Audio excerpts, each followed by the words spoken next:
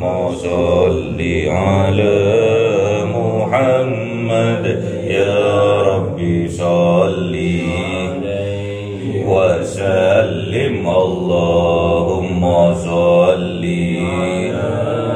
محمد يا ربي صل عليه وسلم صلى الله ربنا على النور المبين أحمد المصطفى سيدي المرسلين وعلى آله وصحبه أجمعين والحمد لله رب كلام قديم لا يمل سماؤه تنزه عن قولي وفعلي ونياتي به أستفي من كل داء ونور دليل لقلبي عند جهلي وحيرتي فيا ربي متعني بسر حروفه ونور وقلبي ومكلتي وهب لي به فتحا وعلما وحكمة وأنس به يا ربي في القبر وساتي وصل وسلم كل يوم وليلة على من به الرحمن يقبل توبتي وآل وأصحابي كرام أئمتي بهم يغفر الغفار.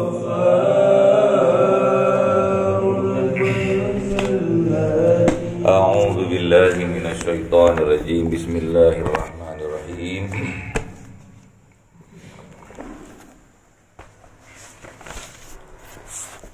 بسم الله الرحمن الرحيم. حاميم.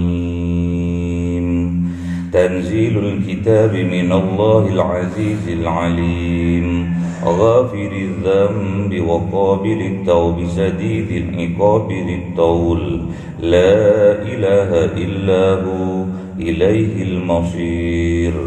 ما يجادل في آيات الله إلا الذين كفروا فلا يغررك تقلبهم في البلاد كذبت قبلهم قوم نوح والأحزاب من بعدهم وهمت كل أمة برسولهم ليأخذوه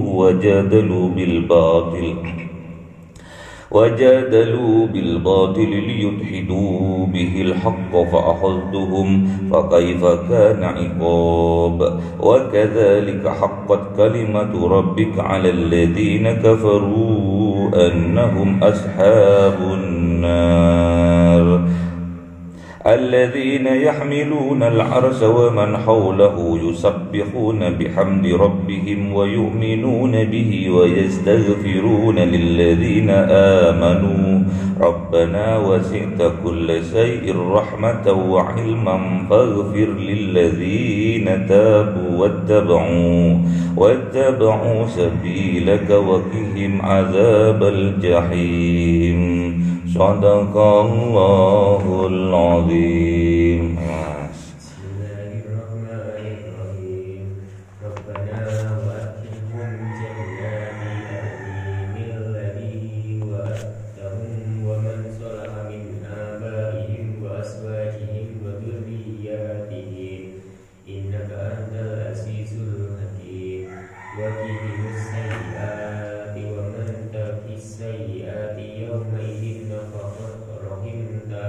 وذلك هو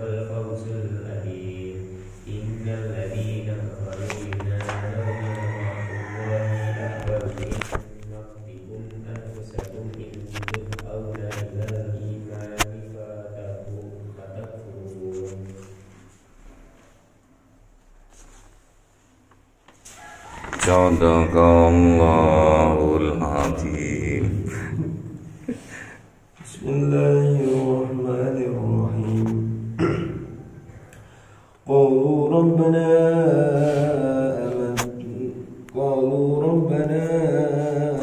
amattana ithnatayn wa ahyaytana ithnatayn fa'tarafna bidhunubina fahal ila khurujin min sabil.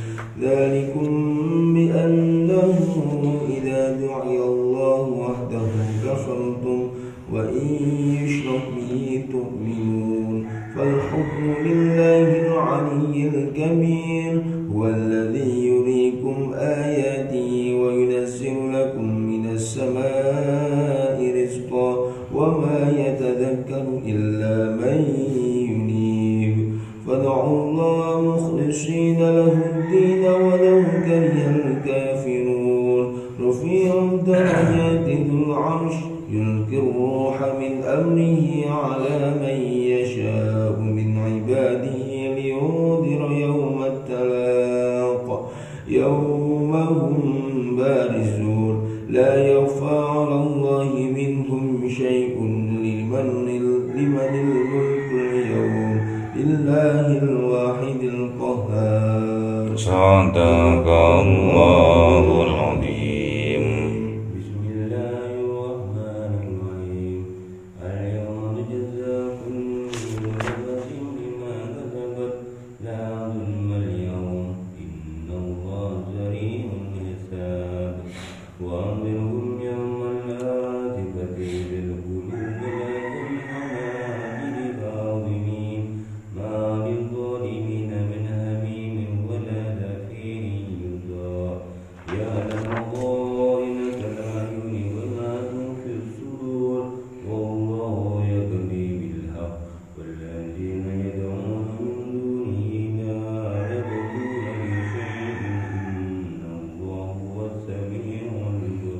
Sadaqallahul azim. Bismillahirrahmanirrahim. Hamim. Tanzilul kitab minallahil azizil alim. Allah telah menurunkan sebuah kitab yang namanya Al-Quran. Kitab ini minallah, dari Allah. Siapa? Al-Azizil Alim, yang maha perkasa juga maha mengetahui. Ini ada kaitannya dengan maha perkasa dan maha mengetahui. Ghafirid dzambi. Ghafir itu memaafkan. Apanya yang dimaafkan? Dzambi, dosa-dosanya.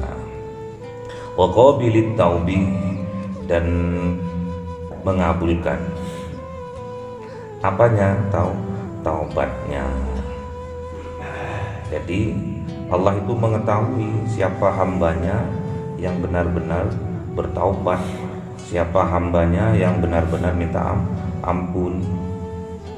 Makanya kan Allah maha mengetahui, Allah itu mengampuni dosa-dosanya, memaafkan dosa-dosanya hambanya yang memohon ampun. Wa qabilit taubi, dan juga mengabulkan taubatnya, karena Allah tahu kalau dia itu sungguh-sungguh dalam bertaubat. Namun ingat, ini Al-Aziznya Syadidil Iqab, dan Syadid itu banget pedih apanya? Siksanya, ditoil. Dan juga Allah itu yang memiliki toil itu karunia atau rezeki. La ilaha illahu, tidak ada ilah Tuhan kecuali Allah. Ilaihil masir, dan besok semuanya ini akan kembali kepada Allah. Ma yujadilu fi ayatillah illal ladzina kafaru. Tidak ada yang jadil itu berdebat. Ma yujadilu fi ayatillah, tidak ada yang ngajak berdebat atau menyangkal tentang apa? Ayat-ayatnya Allah, kekuasaannya Allah.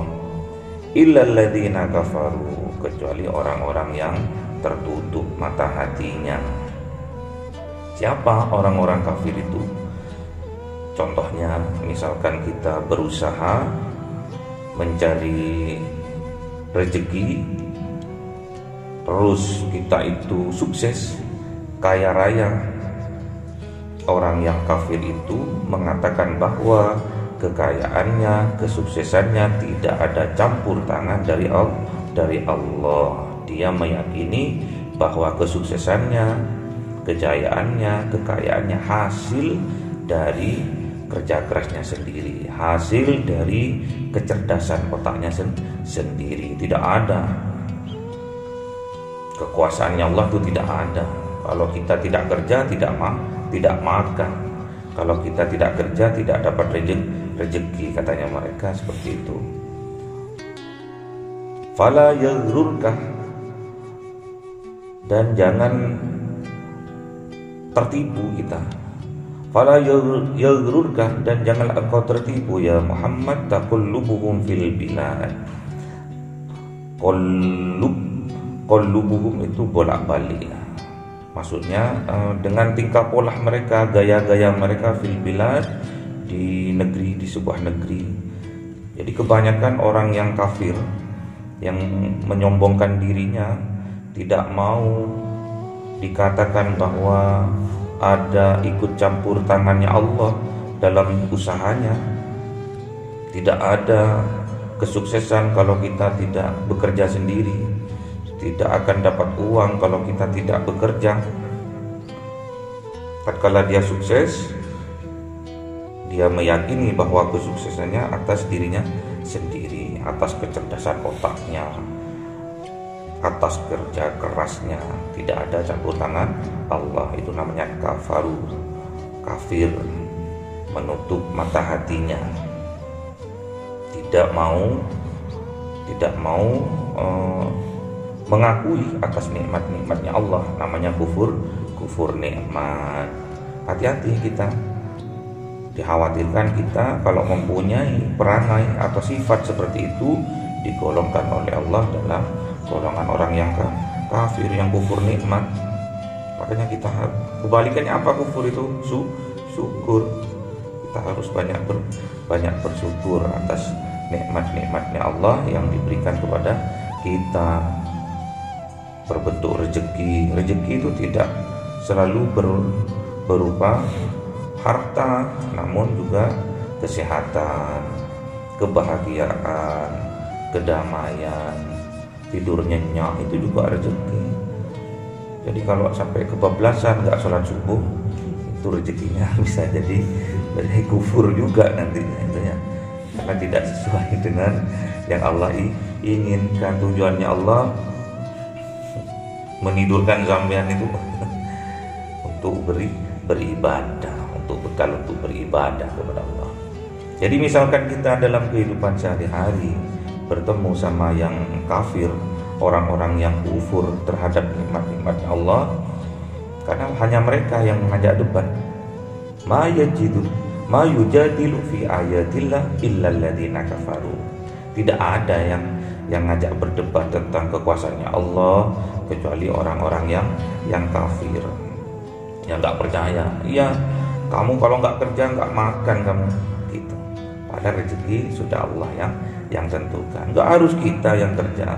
Kalau kita sudah jadi bos, anak buah kita yang kerja, ya. Kita hanya wiridan, sholat.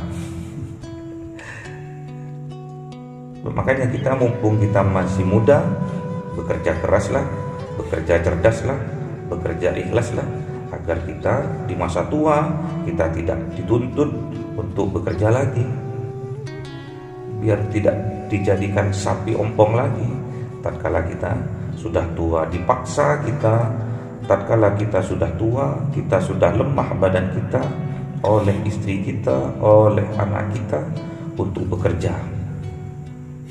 Semoga kita dijauhkan dari hal yang demikian. Makanya disukseskan dulu. Pemuda yang sukses, orang yang sukses, orang yang kuat, pemuda yang kuat lebih dicintai oleh Allah ketimbang pemuda atau orang yang biasa-biasa saja. Yang kuat apanya? Kuat daya pikirnya, hebat, cerdas, kuat keilmuannya alim, kuat, dunianya kaya raya, itu lebih dicintai oleh Allah. Allah itu lebih mencintai orang yang kuat ketimbang yang lemah.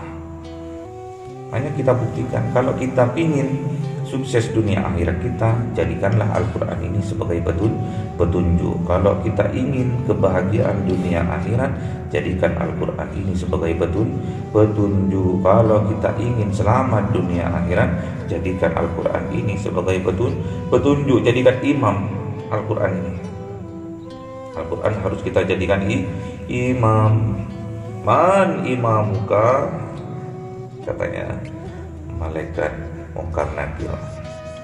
Bukan Imam Syafi'i jawabannya, Al-Quran imami. Makanya jadikan landasan, jadikan pedoman Al-Quran ini. Ma yujadilu fi ayatillah illa alladziina kafaru. Misalkan kita bertemu dengan orang kafir yang ngajak debat tentang kekuasaan Allah, tentang bukti-bukti kekuasaan Allah, ngajak debat. Kalau kita meyakini semua yang ada di alam semesta ini ayat-ayat Allah, sedangkan mereka belum mau mengaku itu. Misalkan itu terjadi,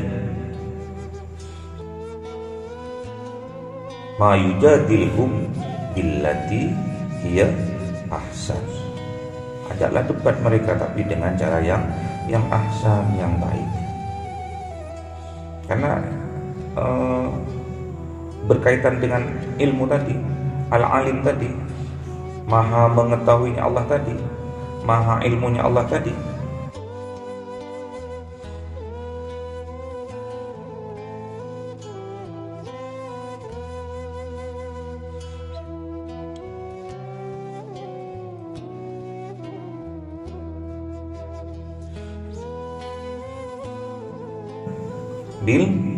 bil hikmah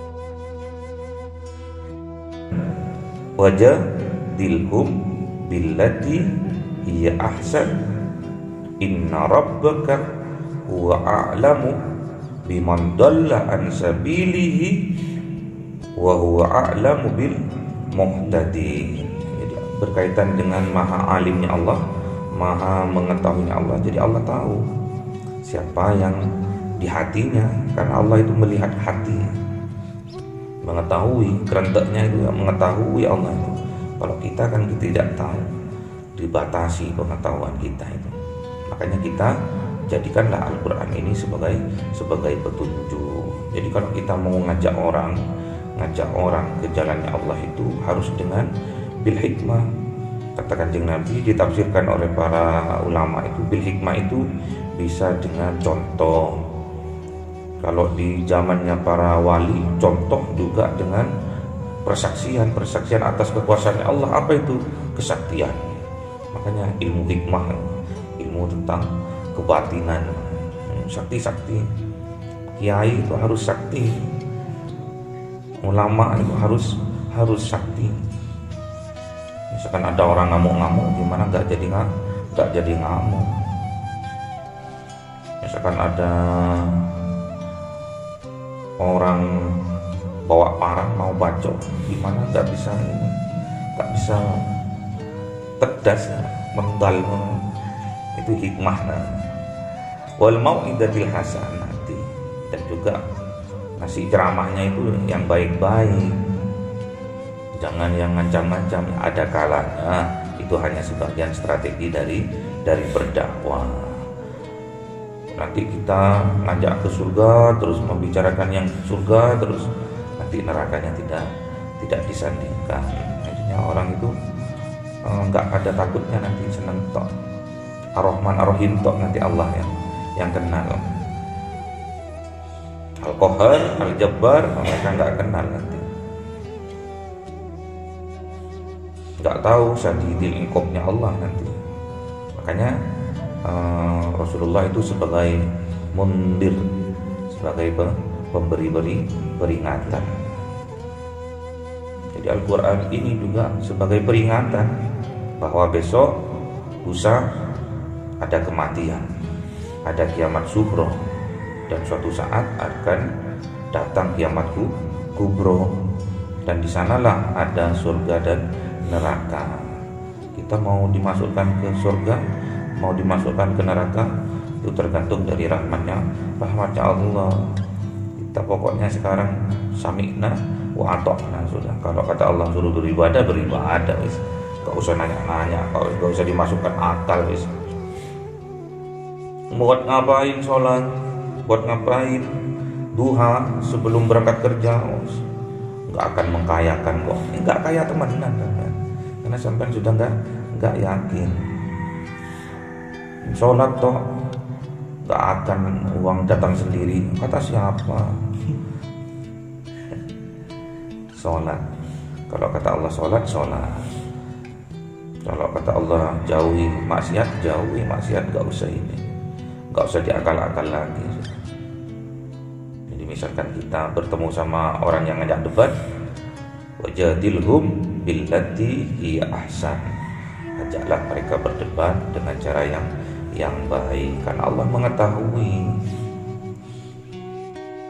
Huwa a'lamu biman dhalla an sabilihi, yang tersesat dari jalan Allah, Allah mengetahui. Wa huwa a'lamu bil muhtadin, dan siapa orang-orang yang diberi petunjuk, Allah mengetahui. Itu berkaitan dengan tadi Al-Azizil Alim. Semoga kita betul-betul tatkala kita meminta ampun kepada Allah, betul-betul dari hati tanpa keraguan juga. Apabila kita bertaubat dari dosa-dosa kita yang dahulu sampai sekarang, dosa yang besar maupun yang kecil, betul-betul dari dalam hati, karena Allah itu melihatnya bukan rupa kita, bukan body language kita, tapi yang Allah lihat adalah hati kita dan amal kita. Allahumma arhamna bil waj'alhu lana imama wa nura wa huda wa rahmah. Allahumma dzakirna minhuma nasina wa 'allimna minhuma jahilna warzuqna tilawah.